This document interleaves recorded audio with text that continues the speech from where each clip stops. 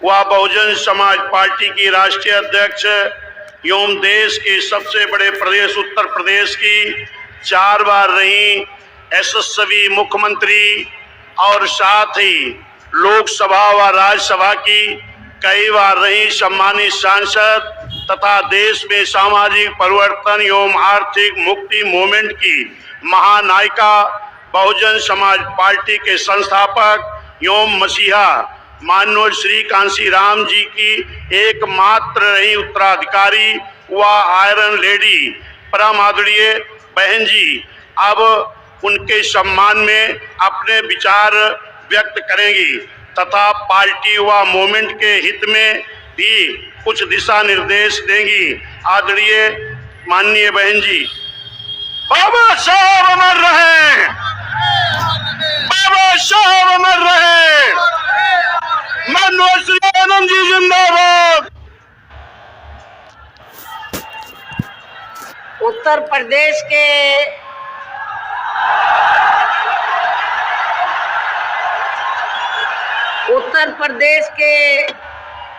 कोने कोने से आए हुए पार्टी के सभी छोटे बड़े पदाधिकारी, जनप्रतिनिधि, नेता एवं कार्यकर्तागण,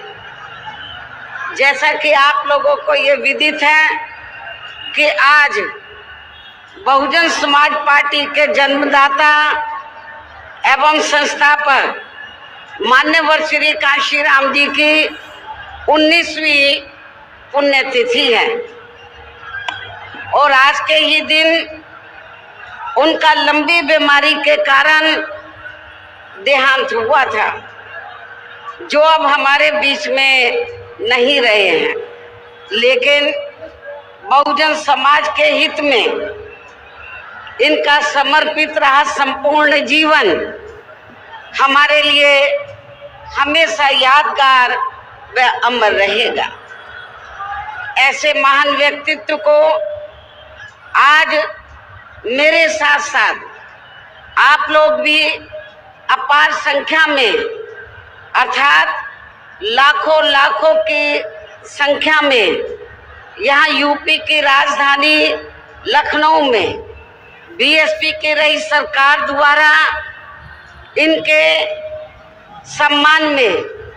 निर्मित किए गए भव्य व अति विशाल मान्यवर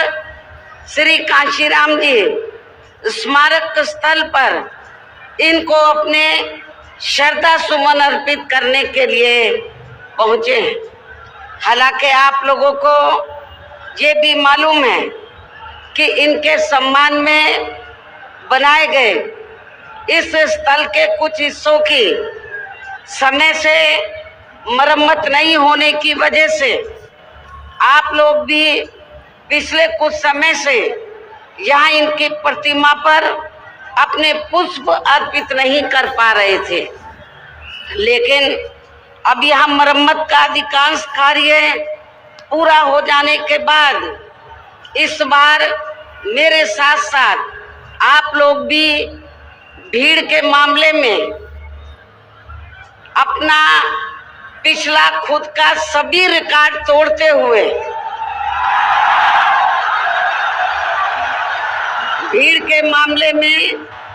अपना पिछला खुद का सभी रिकॉर्ड तोड़ते हुए यहाँ लाखों लाखों की संख्या में इस स्थल पर मान्यवर श्री कांशीराम जी को अपने श्रद्धा सुमन अर्पित करने के लिए पहुंचे हैं, जिसके लिए पार्टी आपकी बहुत बहुत आभारी है। साथ ही वर्तमान राज्य सरकार की भी बहुत बहुत आभारी है और इसलिए आभारी है क्योंकि इस स्थल को देखने वाले लोगों के टिकटों का इकट्ठा हुआ पैसा पूर्व की रही सपा सरकार की तरह वर्तमान भाजपा की राज्य सरकार ने इसे दबाकर नहीं रखा है। बल्कि पार्टी के आग्रह करने पर इसकी मरम्मत करने पर पूरा खर्च किया है। इस संबंध में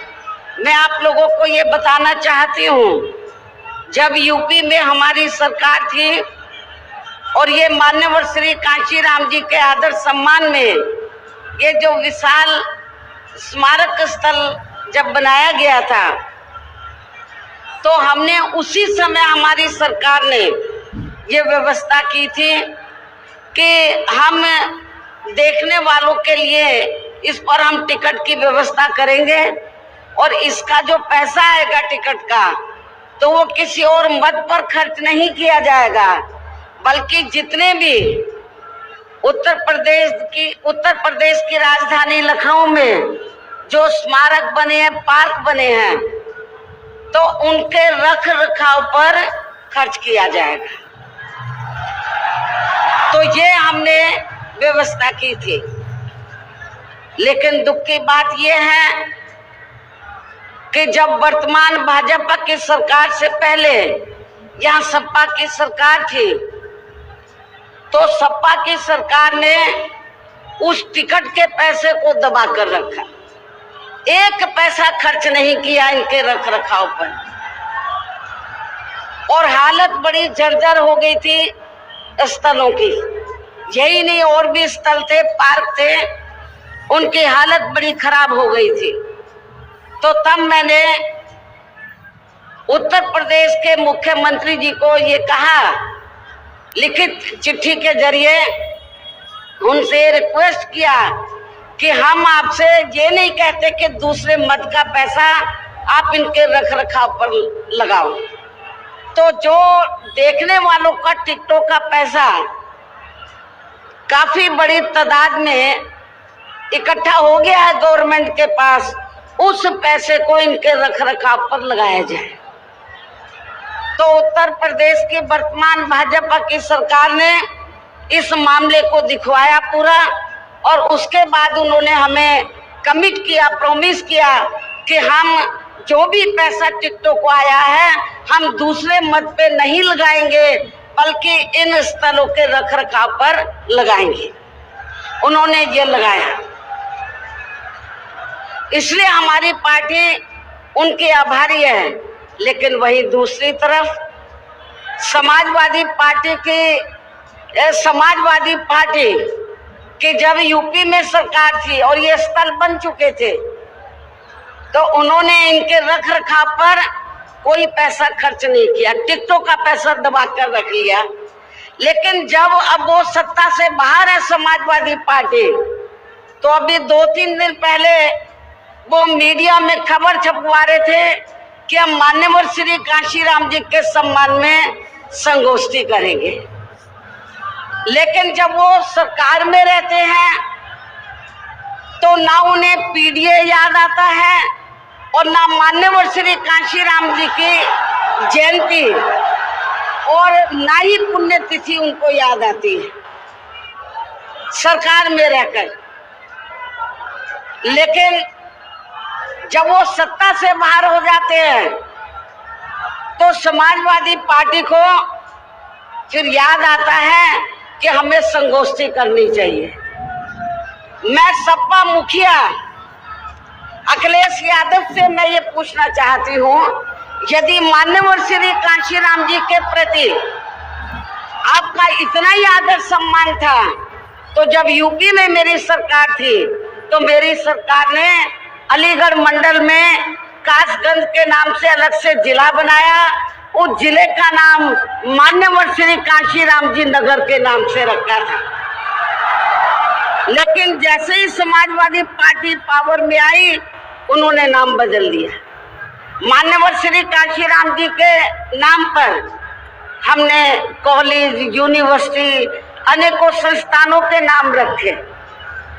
अनेकों संस्थानों के नाम रखे, जनहित की योजनाएं शुरू की। सारी के सारी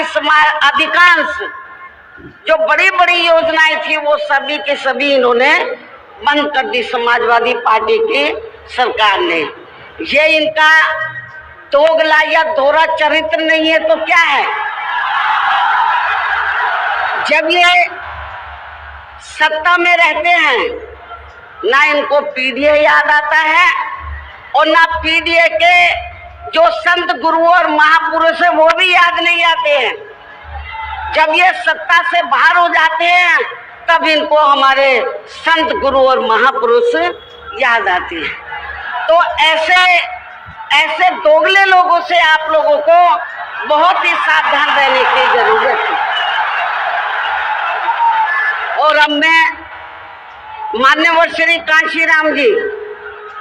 जो पंजाब राज्य के एक मध्यम दलित परिवार में पैदा हुए हैं, तो इनके बारे में मैं ये कहना चाहूंगी कि इन्होंने भारतीय संविधान के मूल निर्माता एवं दलितों व अन्य उपेक्षित वर्गों के मसीहा परम पूज्य बाबा साहब डॉक्टर भीमराव अंबेडकर की मूवमेंट से व इनके कड़े संघर्ष एवं अथक प्रयासों से देश के खासकर करोड़ों दलितों, आदिवासियों, पिछड़े वर्गों, मुस्लिम व अन्य धार्मिक अल्पसंख्यक समाज के भी हित में भारतीय संविधान में दिए गए कानूनी अधिकारों से प्रेरित होकर तथा उनके बताए हुए रास्तों पर चलकर फिर अपनी पूरी जिंदगी इनके अधूरे रहे कारवां को मंजिल तक पहुंचाने के लिए समर्पित की है। और इसके लिए उन्होंने यानी कि मान्यवर श्री कांशीराम जी ने अपने माँ बाप, भाई बहन, रिश्ते नाते व सरकारी नौकरी आदि सभी त्याग कर बाबा साहब डॉक्टर भीमराव अंबेडकर जी के उस अधूरे रहे कारवां को पूरा करने के लिए लगा दिया है, जो बाबा साहब ने यहाँ देश के करोड़ों दलितों एवं अन्य उपेक्षित वर्गों के लोगों को ये कही थी कि मैंने, बाबा साहब ने क्या कहा था कि मैंने अपने कड़े संघर्ष एवं अथक प्रयासों से इन वर्गों के लोगों को भारतीय संविधान में इन्हें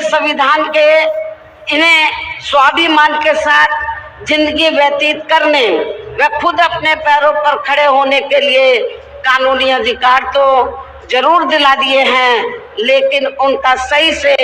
पूरा लाभ लेने के लिए इन सभी वर्गों के लोगों को अर्थात बहुजन समाज के लोगों को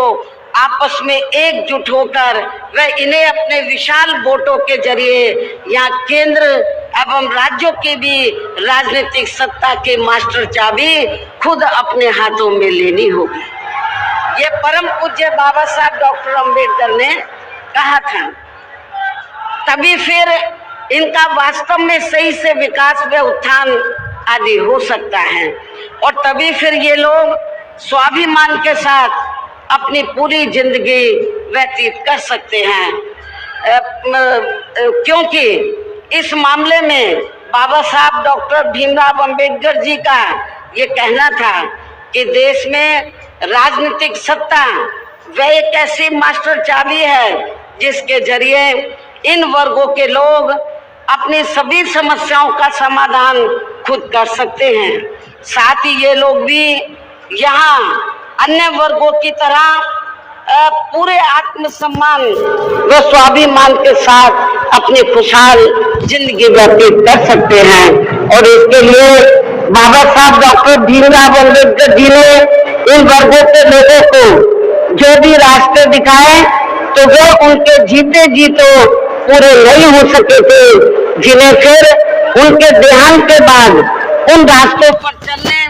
व उनके इस अधूरे रहे कारवां को मंजिल तक पहुंचाने के लिए मान्यवर श्री कांशीराम जी ने अनेकों कष्ट झेलकर अपनी पूरी जिंदगी लगा दी है और वे अपने जीते जी इस मकसद में काफी हद तक कामयाब भी हुए हैं। और खासकर इन्होंने यहाँ आबादी के हिसाब से देश के सबसे बड़े प्रदेश उत्तर प्रदेश में अपनी पार्टी के नेतृत्व में कई बार सरकार बनाकर वे उत्तर प्रदेश सहित नजदीक के लगे राज्यों में भी पार्टी के कुछ सांसद व विधायक आदि भी जिताकर बाबा साहब के कारवां को काफी हद तक आगे बढ़ाया है। इतना ही नहीं, बल्कि मान्यवर श्री कांशीराम जी के देहांत होने से पहले उनकी ये दिली तमन्ना थी कि जहां आबादी के हिसाब से देश के सबसे बड़े प्रदेश उत्तर प्रदेश में, जहां दलितों एवं अन्य उपेक्षित वर्गों के लोगों की कुल मिलाकर आबादी काफी ज्यादा है, तो इन्हें यहाँ एकजुट होकर अकेले ही अपनी पार्टी की पूर्ण बहुमत की सरकार बनानी होगी। ये मान्यवर श्री कांशीराम जी की उनके देहांत होने से पहले ये दिली तमन्ना थी। तभी फिर इन वर्गों के लोग यहाँ हर मामले में वह हर स्तर पर पूरे स्वाभिमान के साथ अपनी जिंदगी व्यतीत कर सकते हैं, जिनसे प्रेरित होकर फिर अन्य राज्यों में भी इन वर्गों के लोग खुद अपने पैरों पर खड़े हो सकते हैं।